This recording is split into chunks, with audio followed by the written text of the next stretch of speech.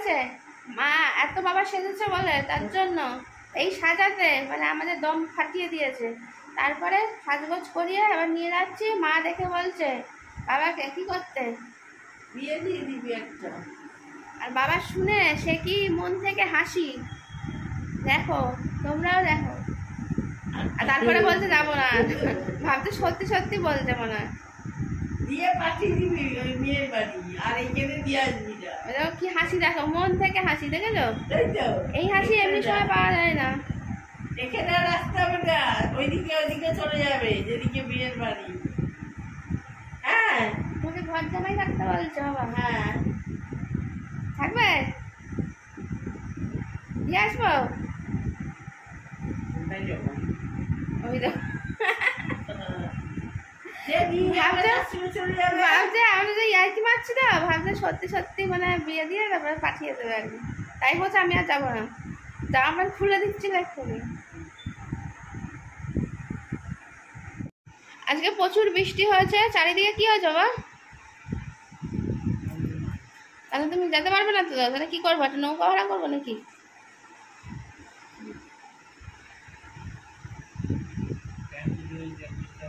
হ্যাঁ প্যান্ট গুটিয়ে যেতে হবে, প্যান্ট তো গুটিয়ে যেতে হবে। প্যান্ট কিরকম ঝুলিয়ে যেতে পারবে? জল আছে রাস্তায়।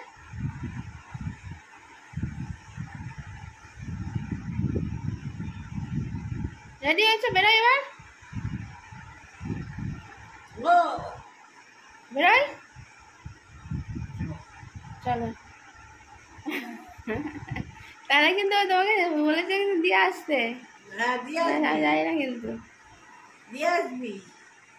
কেউ যদি নেয় বড় বাজারে একটা পাগড়ি বসতে হবে, ওইখানে দিয়ে দিবি, স্টেশনে বসতে হবে।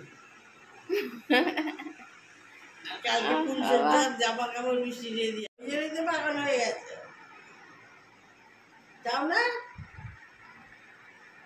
কেমন কটমট কটমট করে দেখাচ্ছে, এরকম বসে এসব খাওয়াবে না, রেগে যাচ্ছে। এরকম বসে খাওয়াবে? পাগড়ি বলে খেতে আর আমি রান্না করবো। বলো তুমি তো রয়েছো রান্না করে। ওই এই গেঞ্জি খুলে ফেলছে, এই গেঞ্জি খুলবে না, টাইট হোক। এই গেঞ্জিটা নাকি টাইট হয়ে গেছে, কোনখান দিয়ে এখানে টাইট আছে? এই তো ঢিলা, ওই ঢিলাই দেখতে হবে। হ্যাঁ ঢিলা, না হাত খুলছে না। তুমি কিন্তু খুলতে পারো না, তাই জন্য হাত না তুললে খুলবে। উঁচু করতে বলি, সবসময় ব্যাগ করতে বলি, করবে না। বোকা বোকা কথা, বড় বড় গেঞ্জি কি করবা? হাত উঁচু করে ওরকম উল্টে ওরকম হবে, এখান থেকে এরকম করে তুলে তারপরে হাত দিয়ে খুলতে হবে। আর সোজা করে উঁচু করে তুমি শুধু হাত তুলে থাকবে, খোলা হয়ে যাবে, সেটা আগে বলো। খুলবে না, খুলবে, এটা খুলবে না তো, তাহলে খুলতে হবে না, এটা সব পরে থাকো, এখন 7 দিন পরে খুলবে।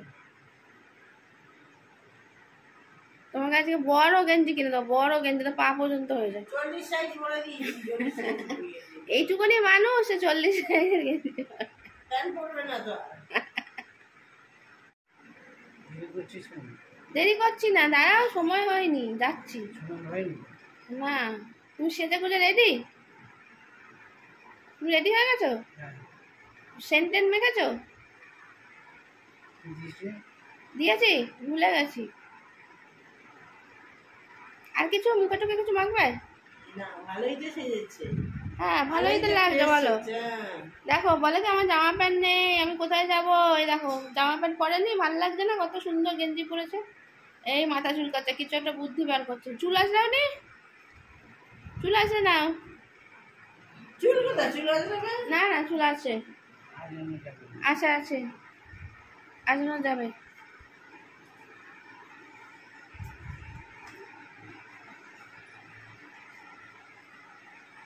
ওই তো আসে যাচ্ছে। আচ্ছা আমার চিরুনটা নিয়ে নিল, দেখো।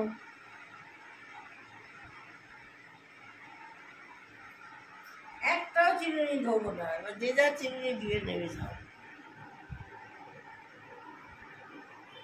দেখো চোখ মুখ চুল আসে যাচ্ছে। সাজুগুজুতে ওস্তাদ, আগাগোড়াই ছিল, আগাগোড়াই ছিল, এখনো আছে। সাজুগুজু করতে পারে, শুধু নিজের সাবান মাখতে পারে না। প্রচুর ভিড়, কাল মহালয়া, আজকে তো কেনাকাটা প্রচুর ভিড়। আর আমাদের শনিবার রবিবার মোটামুটি অনেক প্রায় মানুষের ছুটি থাকে।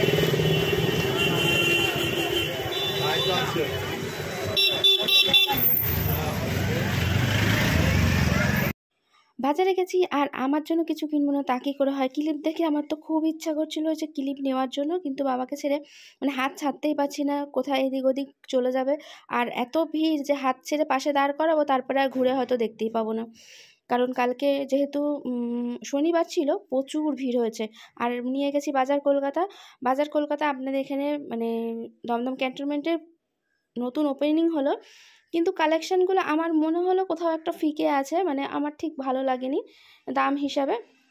আমি ঠিকভাবে ঘুরে দেখতেও পাইনি যদিও বা, কারণ এত প্রচণ্ড ভিড় ছিল। আর বাবাকে নিয়ে এরকমভাবে ঠেলাগুতোর মধ্যে করা যায় না, নিজে গেলে নিজের মতন করে ভালো করে ঘোরা যায়, কিন্তু এইসব মানুষদেরকে নিয়ে সাবধানে যেতে হয়। তারপরে আবার এসে ঢুকলাম ফ্যামিলি বাজারে, যে দেখি যদি ওখানে পছন্দ হয়নি এখানে যদি হয়। তা এখানে আমি বাবাকে বলেছিলাম যে নিজে চয়েস করতে, আজকে নিয়েই গেছি এর জন্য যে নিজে চয়েস করার জন্য। মলের মধ্যে ছেড়ে দিয়েছি যে তুমি তোমার মতো। মার্কেটিং করতে করতে একটু খেয়ে নিচ্ছি, আমার এখন হাতে হয়নি, বাবার ফিনিশ হয়ে গেছে। হাতে শুধু একটুখানি বিস্কুটই রয়েছে। মা ভিডিও দেখলে বলবে আমাকে ছেড়ে তো বেশ ভালোই খাচ্ছিস তোরা।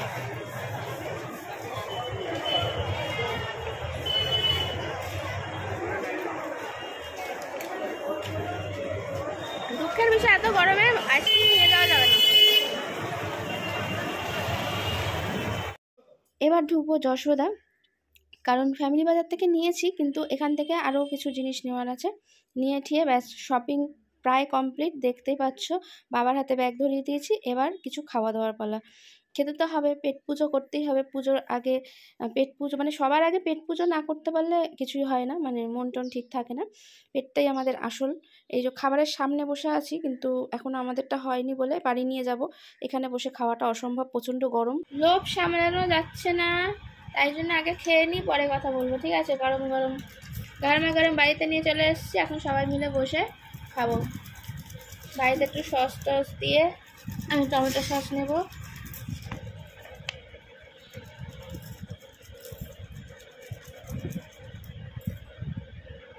এখনো বেশ ভালোই গরম আছে, যেহেতু সঙ্গে সঙ্গে করে দিয়েছে তো খেয়ে নি। বাজে 12:30, প্রচুর খাওয়া দাওয়া হয়ে গেছে, মানে পুজোর খাওয়া এখন থেকে মানে মহালয়ার আগের থেকে শুরু হয়ে গেছে। আর যেহেতু এটা মহালয়ার দিন পাবে, তার জন্য তোমাদের অগ্রিম জানিয়ে দিচ্ছি শুভ মহালয়া সবাইকে। মহালয়ার দিনটা কে কেমন করে কাটাও অবশ্যই কমেন্ট করে জানিও। আগমনীর সুর সকালবেলায় তো ভোরবেলা থেকে বাজতে আরম্ভ করে দেবে। মা তো খুব মানে অপেক্ষা করে রয়েছে কখন ভোরটা মানে 4টে বাজবে, তখন থেকে মনে চালিয়ে দেবে, সার্চ করে দেখবে কোথায় কী বাজছে। মা অমনি ফোনটা মাথা করে নিয়ে শুয়েছে, এমনি দর্জি নিয়ে শোয়, আজকে আরও অ্যালার্ম ঠ্যালার্ম দিয়ে রেখেছে, বুঝেছো? ওই জন্য আজকে আর কথা বাড়াচ্ছি না, এখানে ভিডিওটা এন্ড করে দিচ্ছি। প্রচুর কেনাকাটা হয়েছে, সেটা তোমাদের নেক্সট ভিডিওতে আমি শেয়ার করবো, বাবার জন্য কী কী কিনলাম। আজকে প্রচুর টায়ার্ড হয়ে গেছে, আমরা অনেক ঘুরেছি, অনেক খেয়েছি, পুজোর ঘোরাঘুরি খাওয়া খাই সব শুরু হয়ে গেছে। হ্যাঁ, ঘুগনি তুলে এলাম তো। মা রান্না করেছিল ঘুগনি, কিন্তু ওই বাজার থেকে আমরা মোগলাই কিনে নিয়ে এসেছিলাম দোকান থেকে, তার জন্য আর ঘুগনিটা খাওয়া হয়নি, তাই জন্য ওরা ফ্রিজে তুলে দিলাম, কালকে হয়ে যাবে। টাটা, গুড নাইট সবাইকে, দেখা হচ্ছে নেক্সট একটা ভিডিওর সাথে। এভাবেই সবাই পাশে থাকবে।